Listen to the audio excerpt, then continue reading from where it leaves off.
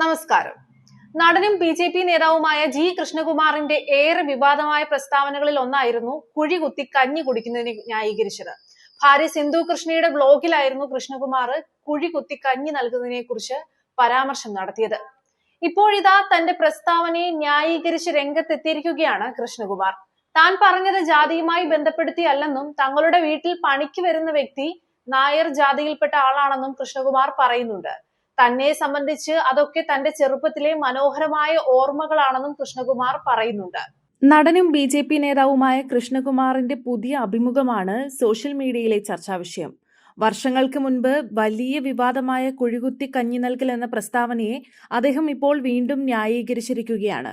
പണ്ട് വീടുകളിൽ പണിക്ക് വരുന്നവർക്ക് പറമ്പിൽ കുഴി കുത്തി ഇലയിട്ട് അതിൽ കഞ്ഞി നൽകുന്ന രീതിയെ മനോഹരമായ ഓർമ്മ എന്നാണ് കൃഷ്ണകുമാർ വിശേഷിപ്പിച്ചിരിക്കുന്നത്. ഇതാണ് ഇപ്പോൾ ചർച്ചയാകാനുള്ള കാരണം.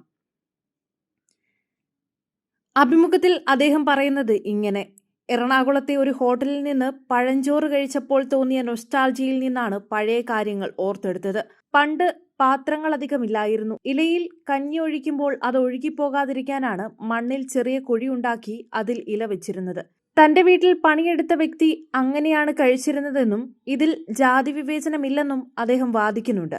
അധ്വാനിച്ചു കഴിഞ്ഞ് ആ രീതിയിൽ ഭക്ഷണം കഴിക്കുന്നത് കാണാൻ ഒരു പ്രത്യേക ചന്തമുണ്ടെന്നായിരുന്നു അദ്ദേഹം പറയുന്നത്. ഇനി കൃഷ്ണകുമാറിന്റെ ഈ വാദങ്ങളിലെ പിഴവുകൾ എന്തൊക്കെയെന്ന് നോക്കാം. കേരളത്തിലെ ജാതി വ്യവസ്ഥയുടെ കാലത്ത് കീഴ്ജാതിക്കാർക്ക് വീട്ടിനുള്ളിൽ കയറാനോ പാത്രങ്ങളിൽ ഭക്ഷണം കഴിക്കാനോ അനുവാദമില്ലായിരുന്നു. അതിന്റെ ഭാഗമായാണ് കുഴി കുത്തി കഞ്ഞി നൽകിയിരുന്നത്. അത് വെറുമൊരു രീതി ആയിരുന്നില്ല, മറിച്ച് അയിത്തത്തിന്റെ അടയാളമായിരുന്നു. ഒരാൾ മണ്ണിൽ കുഴിയുണ്ടാക്കി കഞ്ഞി കുടിക്കുന്നത് കാണാൻ ഭംഗിയുണ്ടെന്ന് പറയുന്നത് ആ വ്യക്തിയുടെ ഗതികേടിനെ മനോഹരവൽക്കരിക്കുന്നതിന് തുല്യമാണ്. പണിയെടുക്കുന്ന ആൾ നായർ ജാതിക്കാരനായതുകൊണ്ട് അവിടെ വിവേചനമില്ല എന്ന് പറയുന്നതിലും ലോജിക്കില്ലെന്നാണ് വിമർശകർ ചൂണ്ടിക്കാട്ടുന്നത്. കുഴിയുണ്ടാക്കി ഭക്ഷണം നൽകുന്നത് അയിത്തത്തിന്റെ ഭാഗമല്ലെന്ന് പറയുന്നത് ചരിത്രത്തെ വളച്ചൊടിക്കലാണെന്ന തരത്തിലുള്ള കമന്റുകളാണ് സോഷ്യൽ മീഡിയയിൽ സജീവമാകുന്നത്.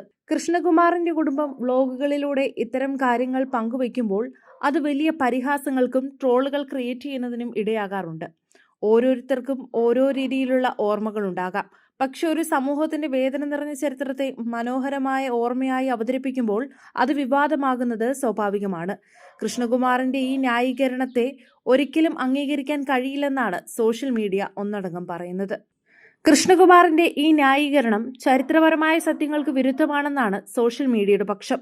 കേരളത്തിന്റെ ഭൂതകാലത്ത് കുഴികുത്തി കഞ്ഞി നൽകുക എന്നത് കേവലം ഒരു രീതി ആയിരുന്നില്ലല്ലോ, മറിച്ച് കടുത്ത അയിത്തത്തിന്റെയും ജാതി വിവേചനത്തിന്റെയും അടയാളമായിരുന്നല്ലോ. ആ രീതിയാണ് കൃഷ്ണകുമാർ ന്യായീകരിക്കുന്നത്.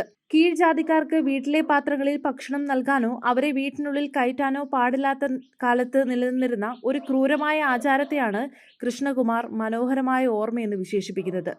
പണിയെടുക്കുന്ന വ്യക്തി ഏത് ജാതിക്കാരനാണെങ്കിലും മനുഷ്യനെ കുഴിയിൽ കഞ്ഞി കുടിപ്പിക്കുന്നത് കാണാൻ പ്രത്യേക സൗന്ദര്യമാണ് എന്ന് പറയുന്നത് ശരിയാണോ എന്ന ചോദ്യമാണ് ഉയരുന്നത്. വലിയ തരത്തിലുള്ള പ്രതിഷേധങ്ങളും പരിഹാസങ്ങളും ഇതിനോടകം സോഷ്യൽ മീഡിയയിൽ ഉയർന്നു കഴിഞ്ഞു. ഒരു വിഭാഗം അദ്ദേഹത്തെ പിന്തുണയ്ക്കുമ്പോൾ വലിയൊരു വിഭാഗം ഈ പ്രസ്താവന സദാചാര വിരുദ്ധമാണെന്നാണ് വാദിക്കുന്നത്. മറ്റൊരാളുടെ ഗതികേടിനെയും അവകാശ ലംഘനത്തെയും നൊസ്റ്റാൾജിയായി കാണുന്നത് പക്വതയില്ലാത്ത രീതിയാണെന്നാണ് ഭൂരിഭാഗം പേരുടെയും അഭിപ്രായം.